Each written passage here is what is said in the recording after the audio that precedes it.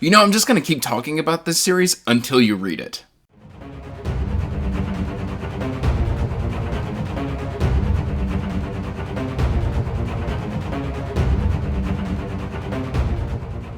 Hey everyone, welcome back to Andrew's Wishing the Reads, and as always guys, I am Andrew, and today guys, we are here talking more about The Wandering Inn. But before we get in to The Wandering Inn, please like this video and subscribe to the channel, as it does help the channel grow, and you can check the description box down below for information about my Patreon if you want to help support what I do. And that said guys, this is just me trying to talk through some of my thoughts and my emotions and my feelings surrounding The Wandering Inn. I'm currently 1/3 through the second volume, which is absolutely massive, and I know that is a sticking point for some people, which is why I'm making this video, to try and convince you to give it a good shot.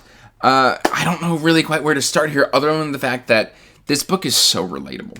And what I mean by that is it's a lit RPG book with people, real people. Like, this is people from our world. These people have their own prejudices, they have their own political beliefs, they have their own cultures, they have their own childhood traumas, and that's all fully realized. And if that sounds like something that you're interested in, then The Wandering Inn is 100% what you're looking for, because it's also a portal fantasy where basically these people have been summoned and dropped into this fantasy world that has tons of races. It's got ice fairies, it's got dragons, it's got goblins, it's got drakes, it's got gnolls, it's got it's got undead, zombies, necromancers, all of that. It's got so much realized, and I think that's where the length of the series is a great gift instead of a hindrance, because it gives you time to fully flesh out a day in the life in a fantasy world, which I think is something rare and very special. And I think how Pirate Abba has kind of achieved this is through stream of consciousness writing, where basically whatever the author is probably thinking of may make its way into the story, which can lead to some really amazing things. Impromptu concerts on the top of buildings, cheeseburgers being invented in a fantasy world, rivalries, injuries, adventures, bits of art culture being introduced into a fantasy world and then affecting that fantasy world in a fantastic way. All of that happens within The Wandering Inn, and it's something that's, I think, incredibly unique and special. And it's also a great strength of the web novel, because basically the author can come out, write just chapter after chapter after chapter after chapter, and build this amazing, well-realized world. We get really great evolution of character as well with Aaron and Ryoka, because just between Volume 1 and Volume 2, Ryoka has had massive growth just in her characterization. Same with Aaron. So, quick cut in. As I was watching back this footage, and I was doing like a secondary edit, I realized I neglected to talk about how The Wandering Inn made me feel as the reader, and how connected I am with the story and these characters. I fell in love with the struggles of these characters, and one of the things I want to highlight is Pirate is so good at introducing a character, making you hate them, and then redeeming that character and making that character fun and interesting, but also incredibly human. There is a great chance for redemption within these stories. I think that is something so incredibly spectacular, and I absolutely think that this is one of the best parts of the series, is the characters. I just sympathize with them. I care about them. I want them to succeed. When they don't succeed and they struggle, I empathize with them. I feel for them. Like, I have been brought close to tears quite a few times just because of what a character is experiencing in the story, and I think that is a great strength, and another reason why you should 100% read The Wandering Inn. Where, you know, we've got The Wandering Inn, we've got the Runners Guilds, and I thought like the Runners Guilds were going to be like this just kind of clicky, catty thing, and it's really been evolved and explored more and more and more just within Volume 2. And guys, there's already like 9 volumes out, and there's a 10th volume coming, and that's not to say that that's all there is out there. There's still currently, I think, 35 books worth already posted for free to the website, which is another reason why you should check this out, is it's incredibly accessible to readers who may not have a huge book buying budget to lean into. This is something that is basically free to all readers. As long as you've got internet access, you can consume this story in one form or another, which is amazing. It's all available on the Wandering Inn website, where you can just go in every day and have something to read. I'm actually excited by this aspect because it means that the world is going to continue and expand and grow. We're constantly being introduced to new high-level players, new continents, new cultures, the way that they interact and kind of fit together. I'm constantly learning more about the Antinium. It's just so amazing, and it's a breath of fresh air because it's something different than what I'm used to in my fantasy worlds. Because, the last book that I know of, like, a real person being transferred into a fantasy world was, like, Thomas Covenant. There we go, that's what it's called. Thomas Covenant. And that takes a very dark turn, while this takes... There are some dark, heavy-hitting moments and a lot of humor as well. There's a lot of humor in this story, which is a huge selling point. Wandering Inn is funny, and it's also sad and heavy-hitting. It will just come out of left field and give you a right hook. Although I used my left hand to do a right hook. Please ignore that. But it's because I'm left-handed. Sorry. Right hook. There we go. Right hook. And it delivers on emotional moments. It delivers on inventive world building. Like, I never thought that I would want to read, as a fantasy reader, about cheeseburgers being introduced into a fantasy world.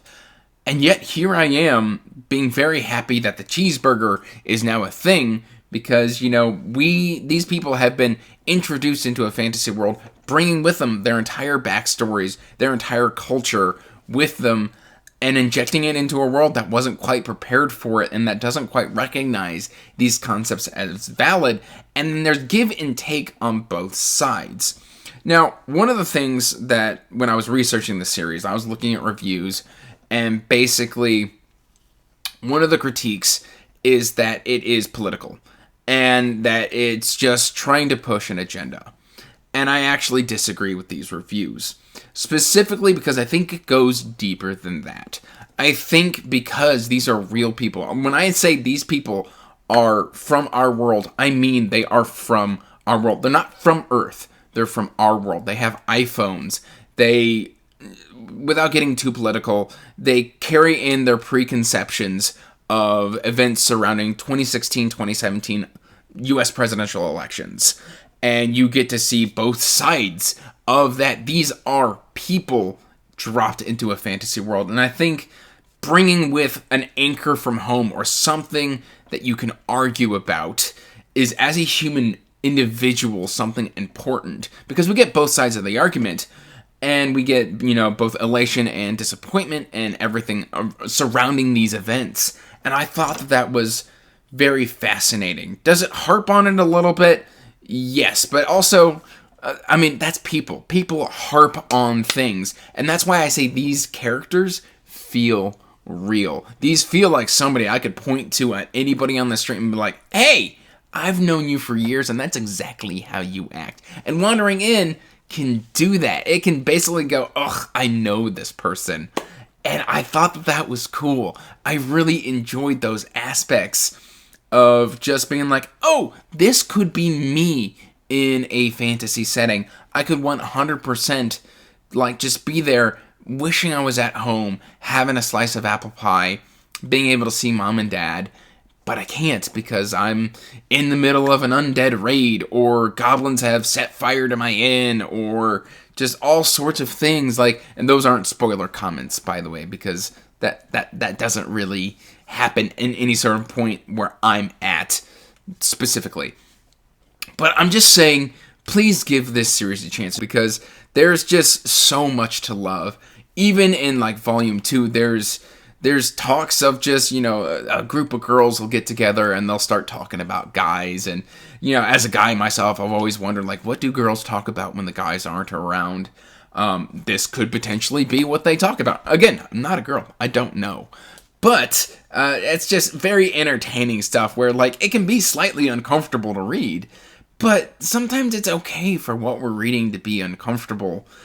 Because that's when you're most uncomfortable. I personally believe when you're most uncomfortable, that's when you have a great chance to grow. When you get an opposing viewpoint to what you personally believe, that is where your peak opportunity for growth occurs, because then you can analyze and see the other side of the argument and kind of compare your beliefs and your culture and everything against it. And I think that's something that The Wandering Inn does beautifully. I think it is masterful in doing this. And honestly, I don't know another series that's done it. The closest I can think of that has taken societal issues and analyzed them in a very clever and different way is Terry Pratchett's Discworld.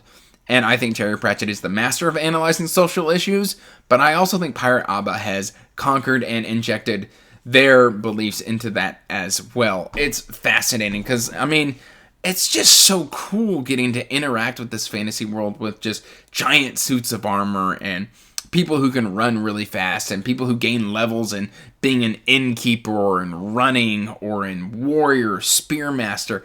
I think it's all really cool.